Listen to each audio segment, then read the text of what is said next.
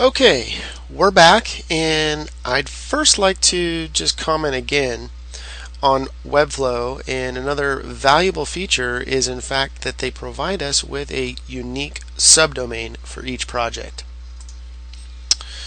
Rather than sending my clients to a Photoshop version of their website design, I can simply send them a link and we can collaborate real time,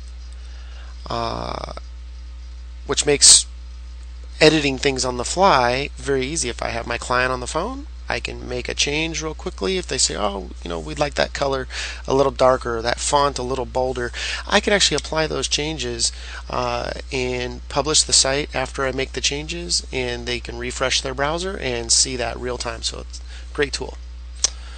To publish and view the site, we simply choose the publish option, and we'll click publish site. And then following the link, we'll open a new tab. Just to show you real quick the responsive capabilities of this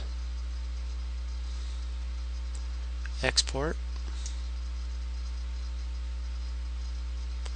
Notice how everything flows nice and neat.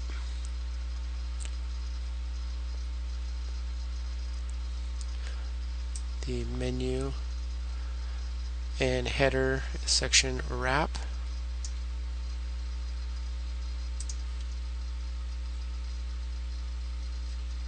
And we'll go ahead and keep this open so we can compare and reference this in comparison to our WordPress theme that we build. So over here I have a fresh install of WordPress 3.8. I've also installed a fresh copy of Ultimatum. So let's go ahead and activate that to get started. I'll go ahead and choose complete installation. Paste in my key. And the import was successful. Start using. And let's go ahead and just activate these plugins.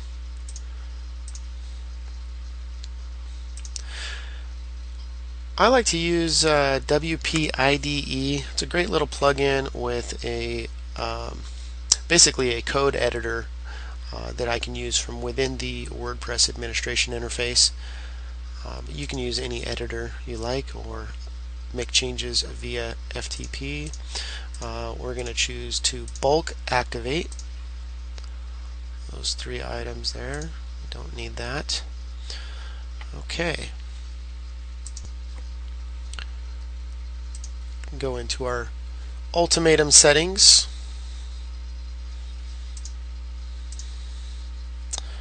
and I like to just activate everything.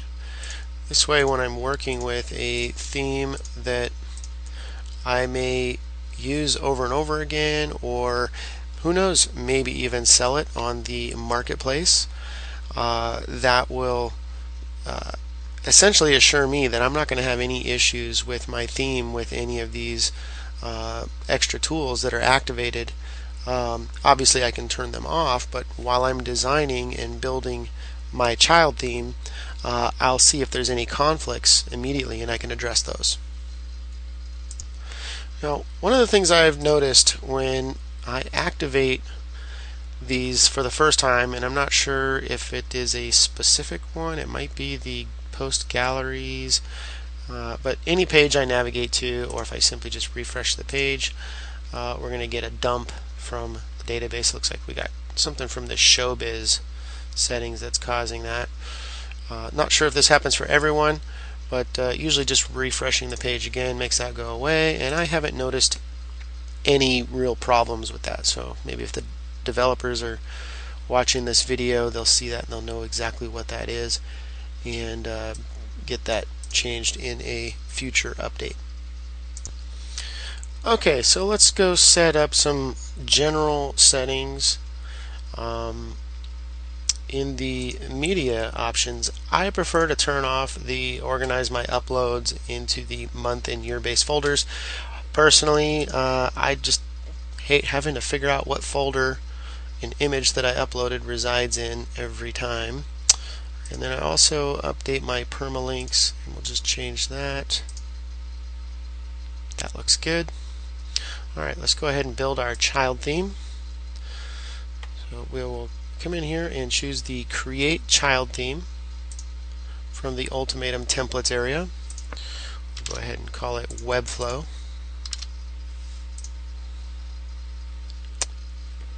And we'll go ahead and click Save.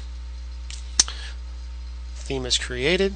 So let's go ahead and go to the theme screen and activate it. So we'll come over here and choose Activate. Great. Let's go ahead and start building our templates. So let's go ahead and create a template. Call this Webflow as well. You can name it anything you want. Go ahead and use Twitter Bootstrap, but either of these work pretty much the same.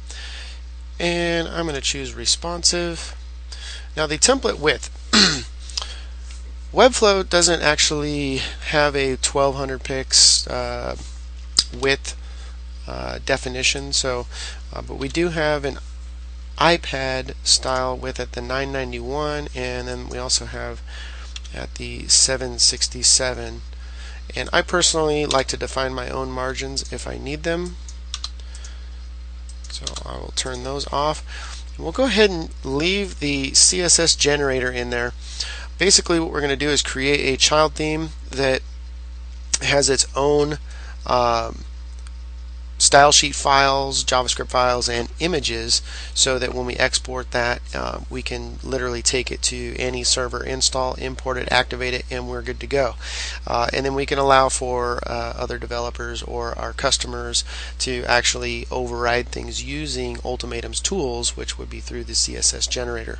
So I'll go ahead and just leave that turned on.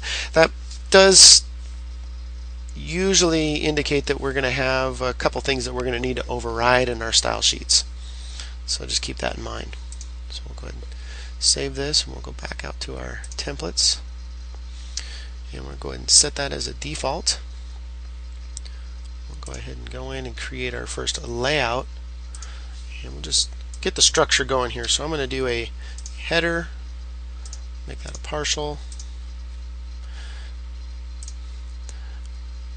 We can add our rows in later. We're going to create a partial for our footer. So we're going to have three sections: header, body, and footer. Let's go ahead and create our default. This will be a full layout. We'll go ahead and drag our header and our footer. Save that. And we'll go ahead and just take care of all of our default assignments, and we'll go ahead and just throw in a WordPress loop.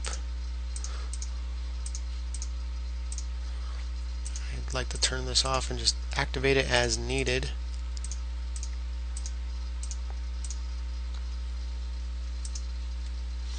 Do the same for the multi-post stuff.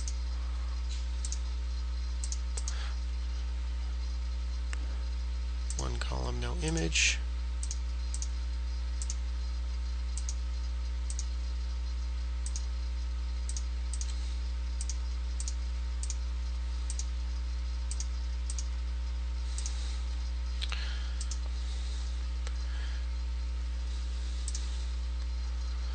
And set this as default. And let's go ahead and clone that. Now what we're going to do is create a home page for our landing page. This is where our design is going to go. We'll go ahead and just delete this loop out of here. We're going to primarily use the text widget for most of this stuff, and then later we can fine-tune the design to include dynamic elements such as custom menus and sliders and other things. But for the sake of getting the design over into our theme, we're going to go ahead and just use text widgets for most of the stuff. Here we'll go ahead and delete this row, because later we are going to determine what type of rows and how many columns we're going to need based on our exported design. So let's go ahead and just delete that. And we're good. And let's go ahead and add a new page. We'll call this home. Set the layout to home, and we'll turn off comments. Go ahead and publish that. And the last thing here is going into the reading area and saying that we will use a static front page and define it as home.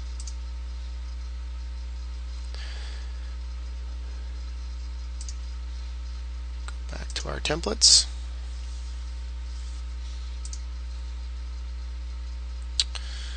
Actually, we're going to start out with the header. We'll just kind of work our way down. Header, then we'll go into the body, and then we'll go back and finally modify the footer information.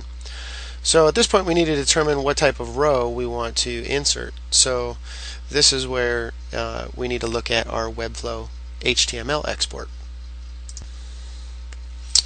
Okay, so what we have here is our HTML export, and the body is starting right here. So let's look at this header section is what we're going to use for our partial layout.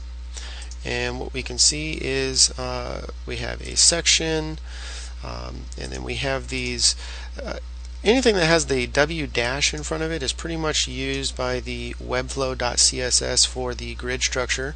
And since Ultimatum has its own grid structure, and we pretty close to matching that up when we created our child theme template, most of the time we only need to pay attention to these unique classes here. So I'm going to show you how easy that is to identify those. So the first thing we're going to do is copy this wrapper section, and then we will look at these columns, and we can see that this is a call 4 and a call 8. Uses a 12 grid or a 12 column grid just like Ultimatum. So we can see that this is a 1 part to 2 parts, or a 3366. So we'll go in here and choose insert row 3366. Wait for that to refresh, and we'll go to our wrapper, and we're going to go ahead and add the section class to that. And we're going to go back and look at our unique class here. We'll add that to our column.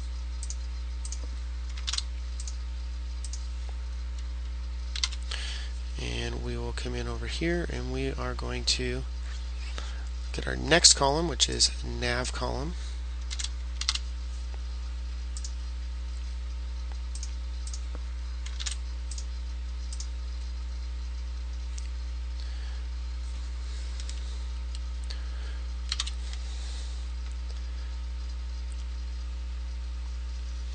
You can see we have an image inside this column.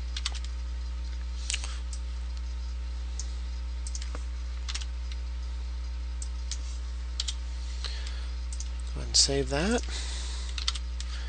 Come over here, and inside here it looks like we have, this is our menu structure, each containing a link. We'll copy that.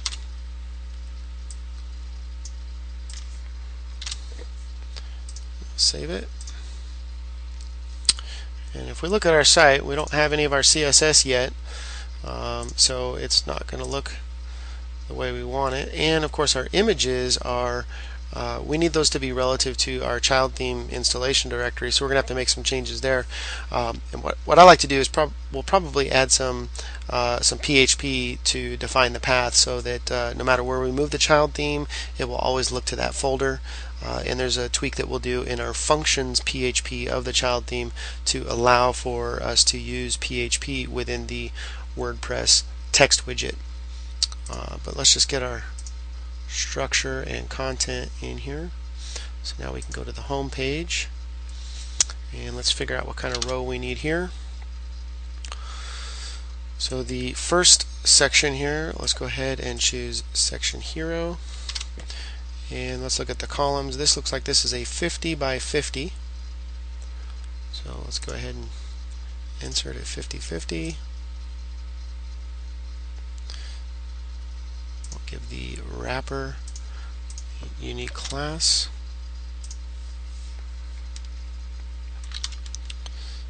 and Does not look like this column has any unique classes, so we're good there.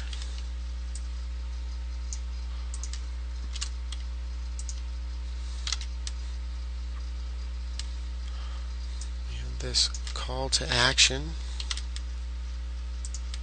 for the class on this column.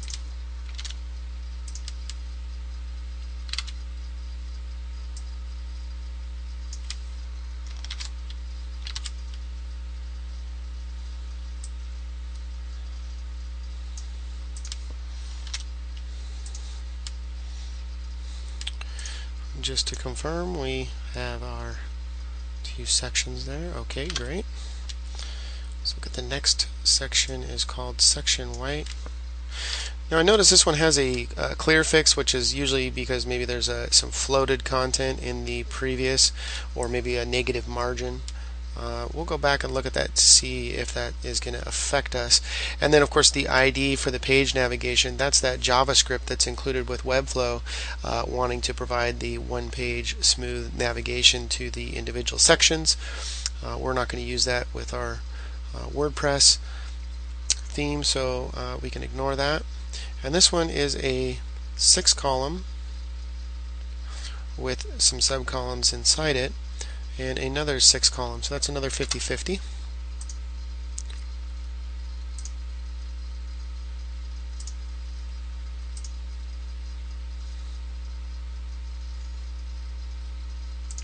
Go ahead and add our wrapper class, and our first column does not have any special classes assigned to it, and looks like that's the entire contents of that column. And I notice that this row has organize -row. We may need to go back and look at that, but Ultimatum allows us to apply custom classes to the wrapper, the container, and the columns individually, and not the row. So what we may have to do is provide a unique class up here at either the wrapper or the container, so that we can target the row if that row needs any special considerations.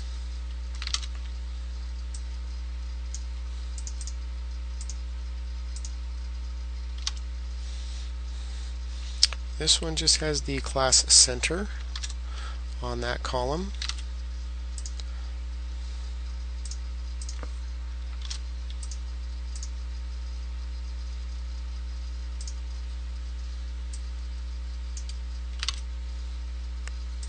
There is an image.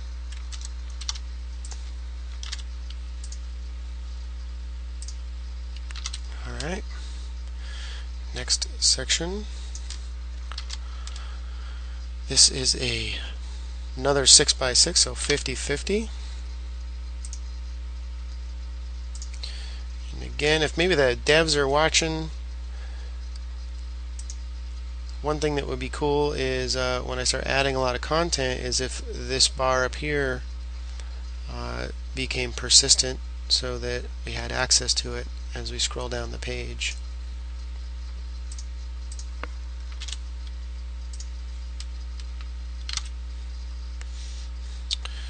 This column has a class of center.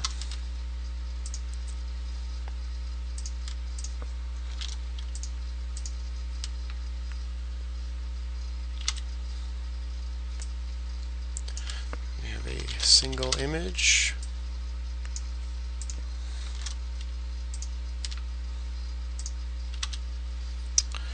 There's no special classes there, but we do have a small little 33, 33, 33 section. So what we're looking at there is these sections here. So they're kind of a subgrid. We have 3 columns. So I'll copy that back in here, paste that content. Alright.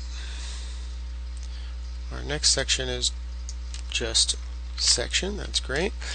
And this is a another 50-50. Okay.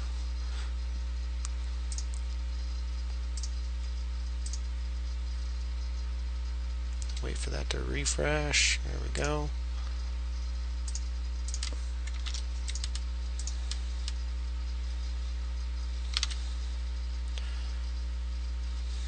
Alright, no special classes for that one.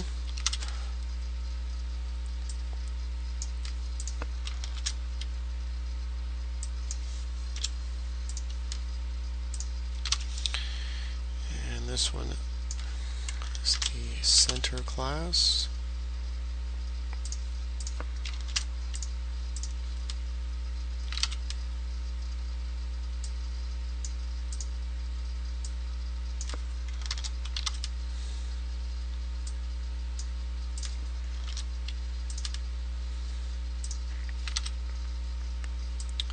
This one is section.purple.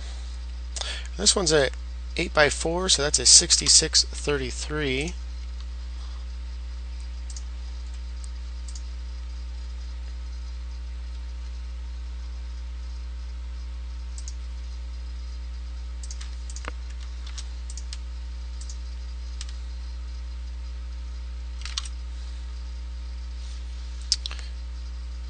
No special classes needed there.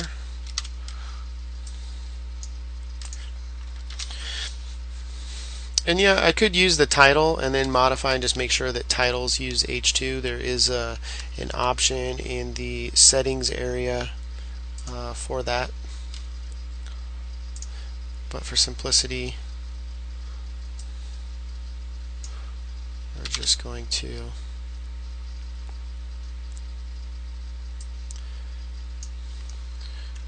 use the text widgets content area for that.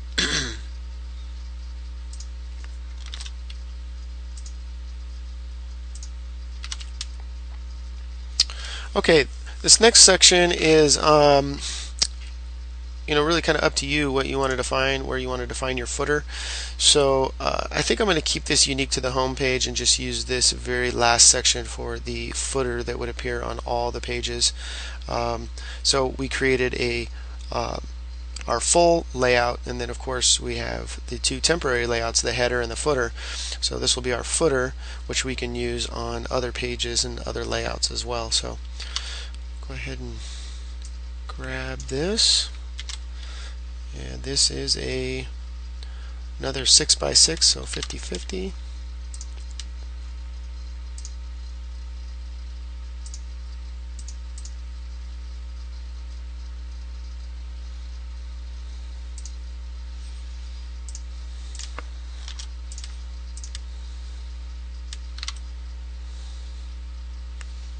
This one has the left column class.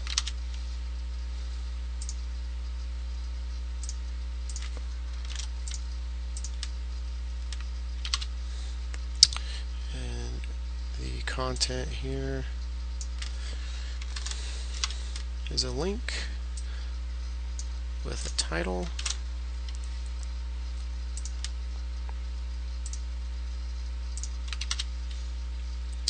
And this one has the subfooter right class. Again, we're really only concerned with those unique classes.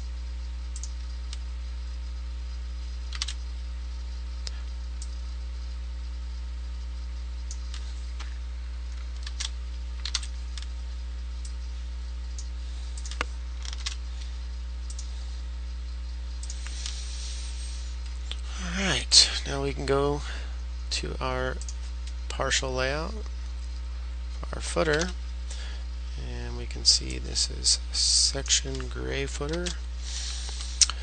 We can see it just has a single container, so this is going to be a 100% row.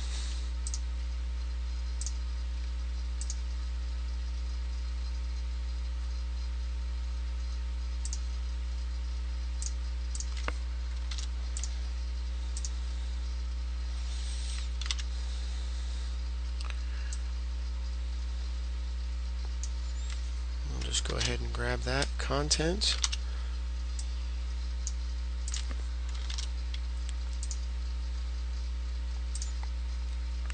Okay, so all of the HTML structure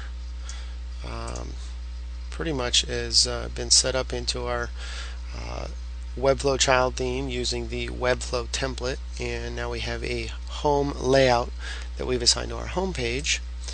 And we can refresh this, and we can see what the initial content is all there, but we need to do some tweaking, get our styles, our images, and all that good stuff. So we'll do that on the next video.